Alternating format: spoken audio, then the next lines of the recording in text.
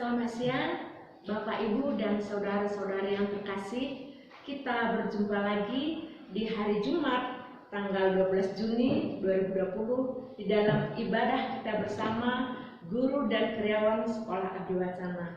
Untuk memulai ibadah kita, marilah kita bersama-sama memuji memuliakan nama Tuhan dari lagu nyanyian Kidung Baru 188, Tiap Langkahku.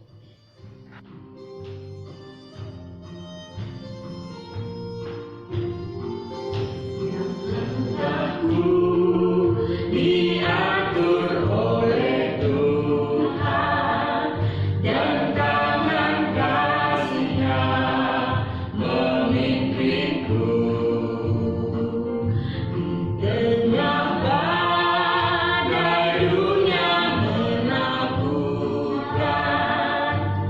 Hatiku tetap tenang teduh.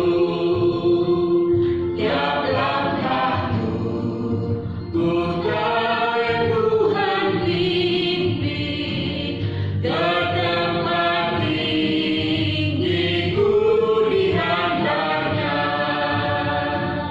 Hingga sekali nanti aku tiba di rumah Bapa surga yang bahkan.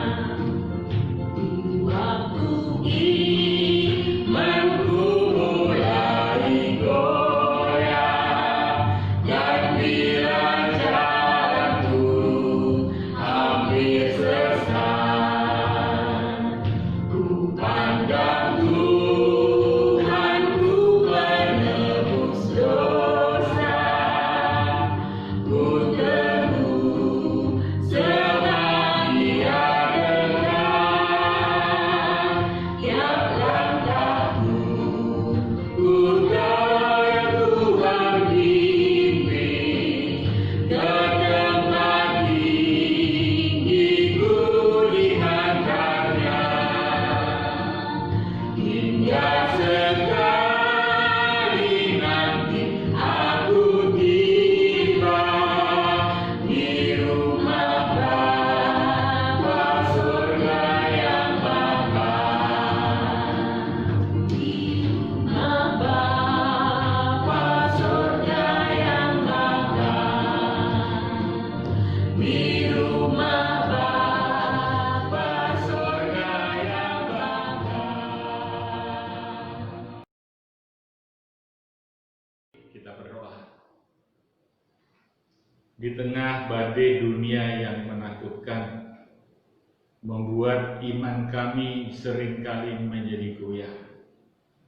Tetapi Tuhan, pada saat kami menatap Engkau dengan mata iman kami, maka segala sesuatunya menjadi pengharapan yang membuat kami teduh untuk tetap mampu berjalan menghadapi setiap masalah dan persoalan ke depan.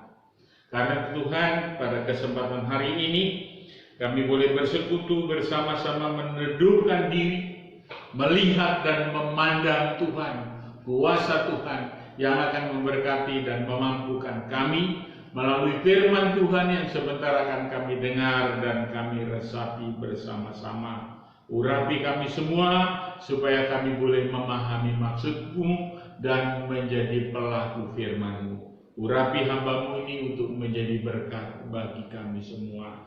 Ampuni segala dosa dan salah kami, agar kami layak di hadapan-Mu menerima sabda dan berkat-Mu. Di dalam nama Tuhan Yesus, sumber pengharapan kami berdoa dan bersyukur. Haleluya. Amin. Bapak Ibu Saudara, selamat siang. Mari kita bersama-sama membuka Alkitab kita. Kita akan membaca firman Tuhan melalui Injil Yohanes pasalnya yang kedua. Saya akan bacakan ayat pertama sampai ayatnya yang ke-11. Cerita ini adalah cerita peristiwa perkawinan di kota Kana. Demikian firman Tuhan. Pada hari ketiga ada perkawinan di Kana yang di Galilea dan ibu Yesus ada di situ. Yesus dan murid-muridnya diundang juga di perkawinan itu. Ketika mereka kekurangan anggur, ibu Yesus berkata kepadanya, "Mereka kehabisan anggur." Kata Yesus kepadanya, "Mau apakah engkau ibu daripadaku, ibu, saatku belum tiba?" Tetapi ibu Yesus berkata kepada pelayan-pelayan, "Apa yang dikatakan kepadamu, buatlah itu." Di situ ada 6 tempayan yang disediakan untuk pembasuhan menurut adat Yahudi, masing-masing isinya 2-3 buyung. Yesus berkata kepada pelayan-pelayan itu, "Isilah tempayan-tempayan itu penuh dengan air," dan mereka pun mengisinya sampai penuh. Lalu kata Yesus kepada mereka, "Sekarang cedoklah dan bawalah kepada pemimpin pesta." Lalu mereka pun membawanya. Setelah pemimpin pesta itu mengecap air yang telah menjadi anggur itu dan ia tidak tahu dari mana datangnya, tetapi pelayan-pelayan yang mencedok air itu mengetahuinya. Ia memanggil mempelai laki-laki dan berkata kepadanya, "Setiap orang menghidangkan anggur yang baik dahulu, dan sesudah orang puas minum, barulah yang kurang baik. Akan tetapi engkau menyimpan anggur yang baik sampai sekarang." Hal itu dibuat Yesus di Kana yang di Galilea sebagai yang pertama dari tanda-tandanya, dan dengan itu ia telah menyatakan kemuliaannya, dan murid-muridnya percaya kepadanya. Bapak Ibu Saudara, demikian jauh bacaan firman Tuhan. Yang berbahagia yang mendengar firman Allah, memelihara dalam hatinya hari lepas hari. Haleluya. Bapak Ibu Saudara, banyak orang berpendapat bahwa orang-orang percaya itu hidupnya tidak akan pernah mengalami kesusahan. Orang-orang yang ada di dalam Tuhan itu hidupnya akan selalu beres-beres saja, akan selalu oke-oke saja. Lalu Bapak Ibu Saudara, banyak orang lalu membuat kesimpulan yang salah bahwa orang yang mengalami masalah atau mengalami pergumulan lantas dihubungkan dengan dosa dan kesalahan. Dosaku apa ya? Kok aku sakit? Salahku apa ya? Kok usahaku rugi? Kenapa ya kok aku gagal? Apakah karena aku kurang beriman kepada Tuhan? Apakah karena aku kurang setia? Apakah karena aku kurang melibatkan Tuhan di dalam hidupku ini? Bapak Ibu Saudara, tidak ada hubungannya antara dosa dan masalah hidup. Tidak ada hubungannya antara dosa dan pergumulan yang harus kita alami. Tidak ada hubungannya antara kesetiaan dan persoalan-persoalan yang melanda hidup kita. Bapak Ibu, pergumulan dan masalah adalah bagian hidup yang bisa datang kepada siapa saja dan datang kapan saja. Bahkan kepada orang-orang yang sudah mempersiapkan dirinya dengan baik dan matang sekalipun, dia bisa mengalami masalah dan persoalan. Bapak Ibu Saudara, hari ini kita belajar dari sebuah peristiwa perkawinan di kota Kana. Saya percaya bahwa perkawinan ini, pesta perkawinan ini bukanlah sebuah pesta yang abal-abal.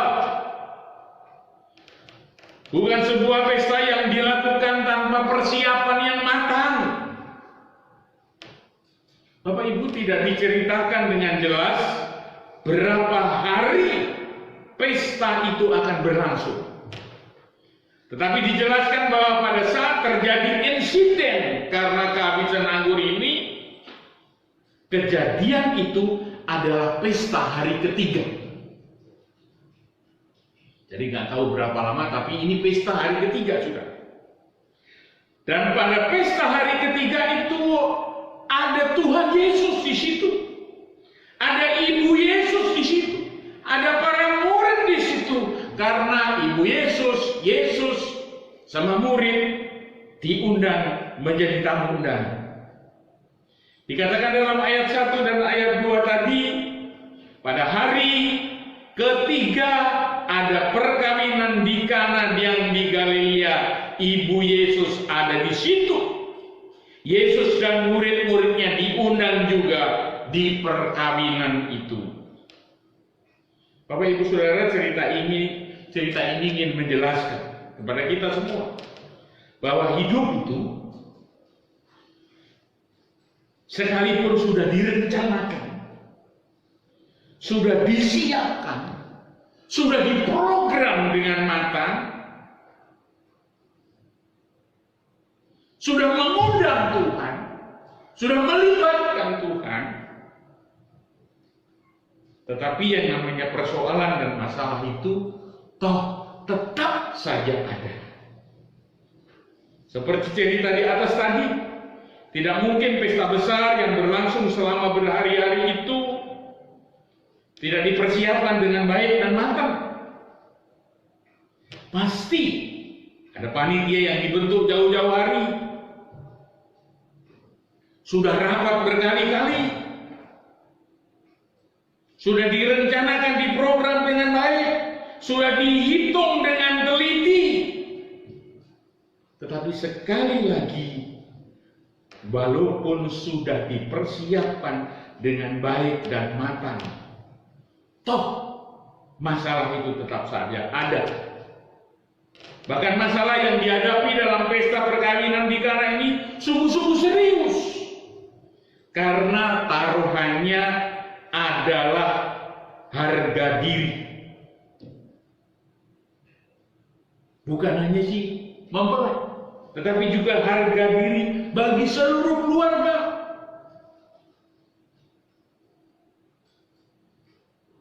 Kenapa kok persoalannya sampai membawa-bawa harga diri? Karena di tengah pesta yang sangat meriah dan besar itu, mereka kehabisan anggur.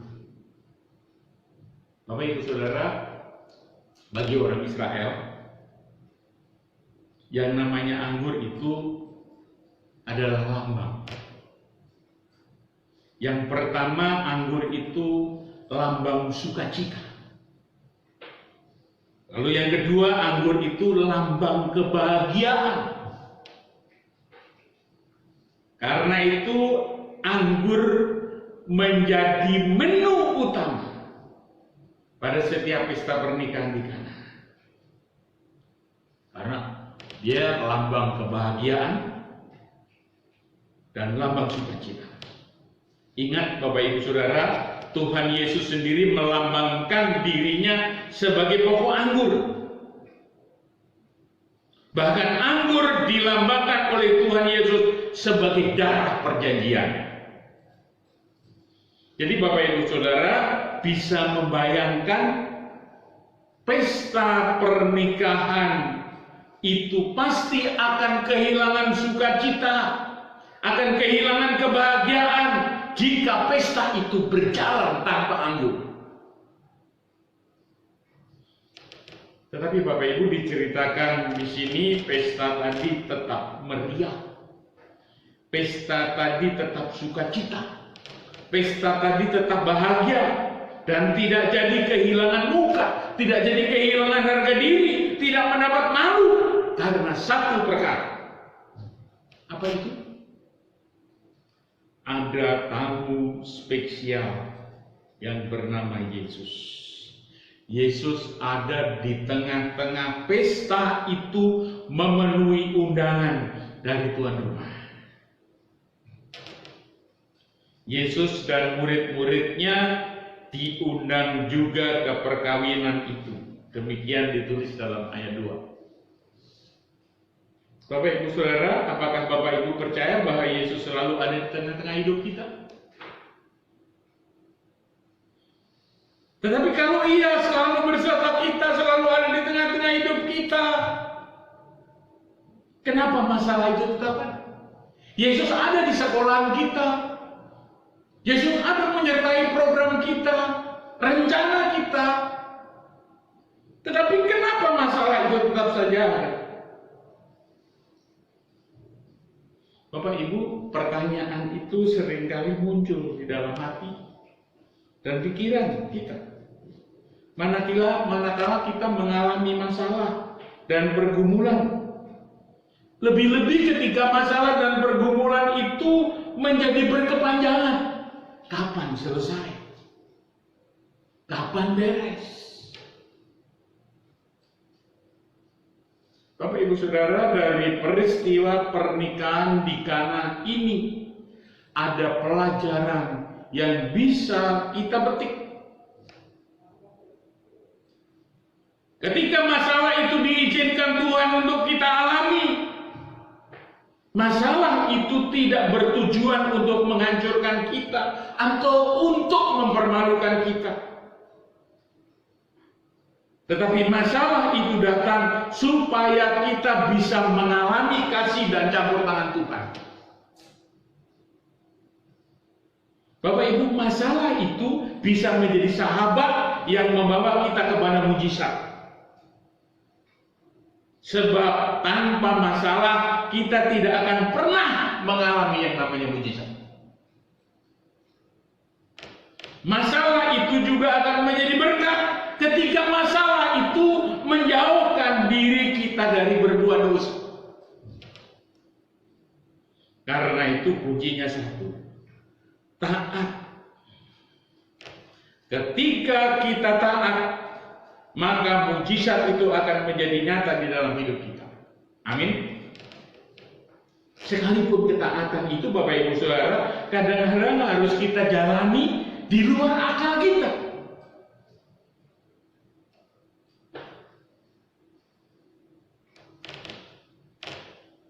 Bapak Ibu Saudara, ketaatan iman berarti melakukan perintah Tuhan tanpa tawar-menawar, sekalipun masalah itu tidak masuk akal dan bahkan mengandung risiko yang sulit. Bapak Ibu Saudara, para pelayan pesta di Kana tadi melakukan perintah Tuhan, sekalipun perintah itu sulit dan berisiko. Dalam ayat 6 sampai 8 tadi mengatakan di situ ada 6 tempayan yang disediakan untuk pembasuhan kaki menurut adat Yahudi, masing-masing isinya 3 buyung. Lalu ayat 7 dikatakan Yesus berkata kepada pelayan-pelayan itu, isilah tempayan-tempayan itu penuh dengan air, dan mereka pun mengisinya. Lalu ayat 8 dikatakan, berkatalah Yesus kepadanya, sekarang cedoklah dan bawalah kepada pemimpin pesta. Lalu mereka pun membawanya. Bapak Ibu Saudara, ada hal yang harus kita ketahui, yaitu siapa Yesus pada saat peristiwa ini terjadi. Kita sudah mengenal Yesus begitu lama, tetapi pelayan-pelayan itu, Bapak Ibu, orang-orang yang di situ belum ada yang tahu dengan baik siapa Yesus pada saat itu. Dikatakan dalam ayat 11, hal itu dibuat Yesus yang di Kana di Galilea sebagai yang pertama dari tanda-tandanya. Bapak Ibu, pada saat itu artinya Yesus belum dikenal sebagai nabi. Yesus belum dikenal sebagai Mesias. Apalagi Yesus dikenal sebagai Tuhan, belum. Kenapa? Karena sebelum kejadian itu Yesus belum pernah membuat satu pun mujizat, satu pun tanda-tanda bahwa dia adalah seorang Mesias, Nabi atau Tuhan. Dan itu artinya pada saat itu Yesus masih dikenal sebagai anak tukang kayu yang bernama Yusuf. Dan juga dikenal sebagai Yesus si tukang kayu karena dia setiap hari membantu pekerjaan bapaknya sebagai tukang kayu. Itulah kenapa saya katakan pelayan-pelayan pesta tersebut adalah orang-orang yang beriman secara luar biasa. Bahkan saya berani mengatakan iman para pelayan itu lebih hebat daripada imannya Petrus. Coba bandingkan. Petrus selama 3,5 tahun bersama dengan Tuhan Yesus melihat semua mujizat yang dilakukan Yesus, mengalami mujizat yang dilakukan Yesus, dari mulai menyembuhkan orang sakit, mencelekkan mata orang buta, membuat orang lumpuh berjalan, memberi makan 5.000 orang dengan 5 roti dan 2 ikan. Melihat beberapa kali Yesus membangkitkan orang mati. Tetapi baru di depan seorang budak perempuan saja Petrus sudah berani menyangkali dengan berkata, "Aku tidak kenal dia." Tetapi Bapak Ibu, sebaliknya di depan pemimpin pesta dan di depan para tamu undangan yang terhormat pesta besar itu, para pelayan ini atas perintah Tuhan Yesus, atas perintah Yesus tukang kayu pada saat itu, mereka berani menghidangkan minuman air yang dicedok dari tempayan yang disediakan buat cuci kaki. Bapak Ibu Saudara, dalam bahasa Yunani, bahasa asli, orang yang beriman dengan setia itu disebut sebagai makarios, yang berarti penuh kebahagiaan. Kenapa? Karena seperti contoh ketaatan pelayan pesta tadi, ketaatan iman kita kepada Tuhan tidak akan pernah mencelakakan kita. Walaupun kadang-kadang kita harus melakukan hal yang tidak masuk akal dan berisiko. Tetapi pada akhirnya kebahagiaan yang akan kita dapat dan kebahagiaan yang kita bagikan, makarios. Itulah sebabnya catatan iman dari Ibrani 11 ayat 1 sampai 40 mencatat pengalaman-pengalaman iman dari orang-orang beriman. Mulai dari Habel, Henok, Nuh, Abraham, Iska, Yusuf, Musa, bahkan sampai pelacur yang bernama Rahab. Bahwa iman itu merubah yang tidak berarti menjadi berarti. Kebahagiaan. Iman itu merubah keputusasaan menjadi pengharapan. Kebahagiaan. Iman itu merubah yang tidak berani menjadi berani. Yang kosong menjadi berisi. Yang takut menjadi pemberani. Dan merubah duka kita menjadi sukacita. Itulah sebabnya disebut makarios. Karena dengan iman maka mujizat itu akan menjadi nyata. Ayat 9 dan ayat 10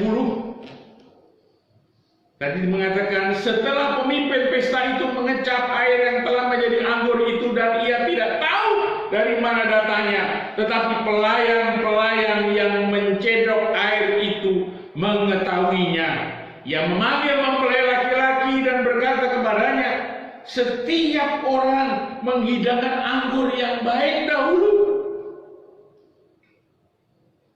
Sesudah orang puas minum, barulah yang kurang baik. Akan tetapi engkau menyimpan anggur yang baik sampai sekarang.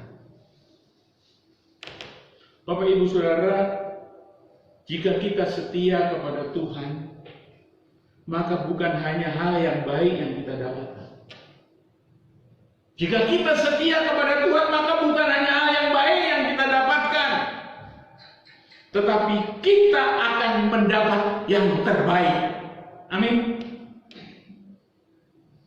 Setelah pesta itu kehabisan anggur, yang baik di situ mereka mendapatkan yang terbaik. Kenapa? Karena ada kehadiran Yesus, karena ada ketaatan, dan ada orang-orang yang melakukan perintah Tuhan. Bapak Ibu, menarik tadi sebelum diperintahkan oleh Tuhan Yesus, terlebih dahulu Ibu Yesus yang berkata kepada pelayan-pelayan itu, apa yang dikatakan kepadamu, buatlah itu. Bapak Ibu, apa yang dikatakan Tuhan untuk kita buat? Kesetiaan kita melakukan perintahnya, sekalipun perintah itu tidak masuk akal. Kalau kita setia, maka kita akan mendapatkan yang terbaik. Maka kita pasti mendapatkan kebahagiaan. Maka apa yang kita pernah rancangkan, itu akan menjadi kenyataan. Tuhan memberkati. Amin. Mari kita sambut tadi firman Tuhan yang begitu indah. Kita tetap berpengharapan kepada Tuhan. Tuhan akan memberikan yang terbaik bagi kita. Kita memuji Tuhan di jalan hidupku.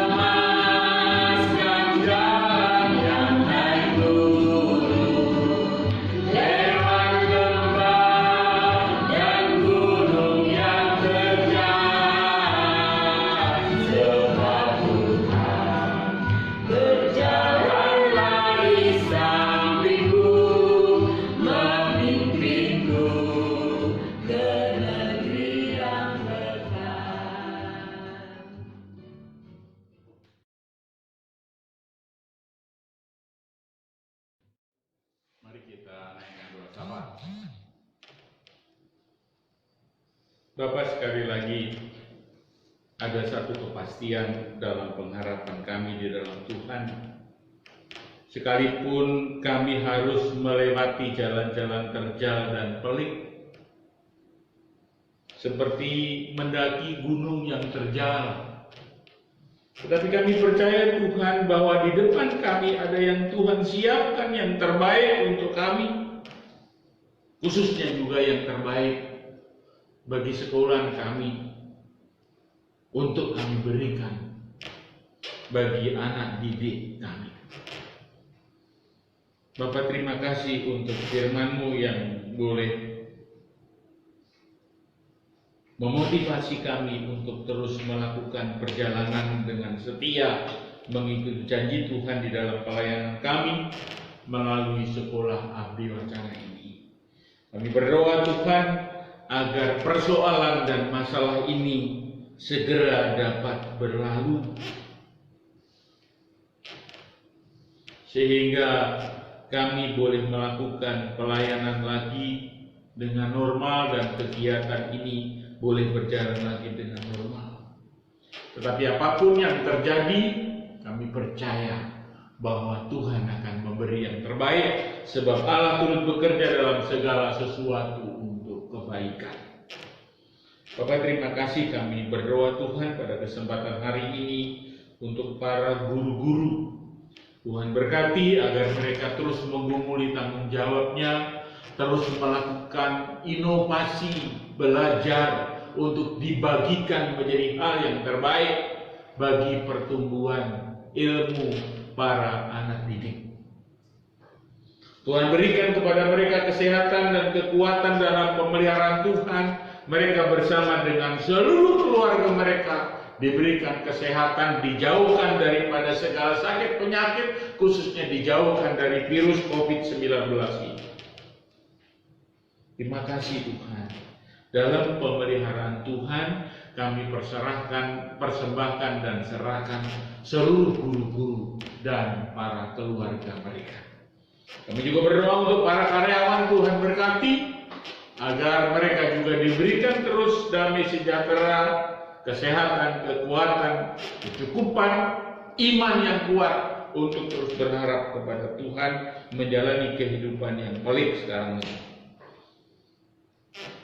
Terima kasih Tuhan, dalam pemeliharaan Tuhan kami serahkan dan persembahkan seluruh kehidupan para karyawan bersama dengan seluruh keluarga. Begitu juga dengan para pengurus, berkati, pelihara, supaya menghabiskan masa-masa yang membosankan, kami tetap boleh melihat janji dan rancangan Tuhan. Peliharakan para pengurus bersama dengan seluruh keluarga. Beri mereka kesehatan, kekuatan, sukacita, dan motivasi yang benar untuk terus melayani Tuhan, khususnya melalui sekolah Abdi Wacana ini.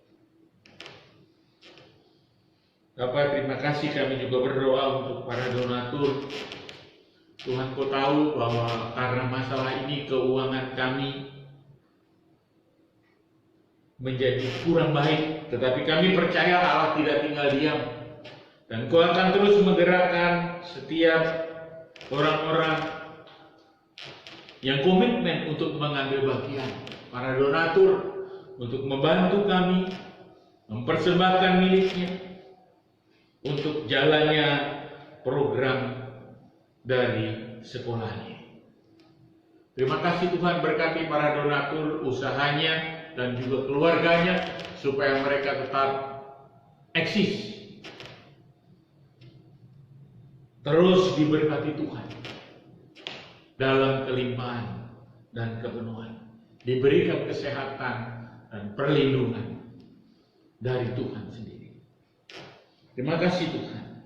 Kami juga berdoa Tuhan untuk bangsa dan negara kami, pemerintah yang terus berjuang mengupayakan yang terbaik untuk dapat menemukan vaksin, sehingga persoalan bangsa ini cepat teratasi. Kami berdoa untuk Bapak Presiden, Wakil Presiden, para menteri, dan seluruh jajarannya sampai bawah. Tuhan berkati agar mereka terus termotivasi sebagai abdi negara dan abdi bangsa untuk memberikan dan melakukan yang terbaik, memberikan baktinya bagi bangsa dan negara ini. Terima kasih Tuhan. Untuk gugus tugas kami juga tetap doakan Pak Doni Monardo dan seluruh jajarannya, mereka boleh bekerja dengan pimpinan dan tuntunan Tuhan. Bapak, terima kasih, kami juga berdoa bagi dunia ini yang keseluruhannya dilanda oleh ketakutan. Tuhan, biarlah dalam rasa takut mereka boleh berani karena mereka memiliki Tuhan. Mereka terus berpegang teguh pada janji Tuhan. Dan kami berdoa agar Tuhan yang menurunkan damai sejahtera bagi kehidupan dunia ini dan memulihkan keadaan ini menjadi baik, pulih seperti sedia kala. Terima kasih Tuhan, kami mengucap syukur. Tuhan, dalam masa-masa libur ini kami juga tetap menyerahkan kehidupan kami, iman kami terus semakin berkobar-kobar, harapan kami terus semakin meningkat, bahwa Tuhan selalu hadir untuk menyediakan yang terbaik bagi kami. Bapak, terima kasih, kami akan mengakhiri persekutuan kami pada siang hari ini. Kami bersyukur atas pimpinan Tuhan. Persekutuan ini boleh berjalan dengan benar, dan biarlah ini boleh menjadi berkat bagi kehidupan kami semua. Terima kasih Tuhan, kami mengucap syukur. Biarlah berkat kemurahan-Mu menjadi bagian hidup kami, dan hari-hari kami boleh menjadi hari-hari berkat. Inilah doa, sembahyang, dan permohonan kami yang kami naikkan di dalam nama Tuhan Yesus, yang menjadi sumber pengharapan pasti bagi kami orang-orang percaya. Terpujilah nama-Mu dari sekarang sampai selama-lamanya. Haleluya. Bapa, terima kasih.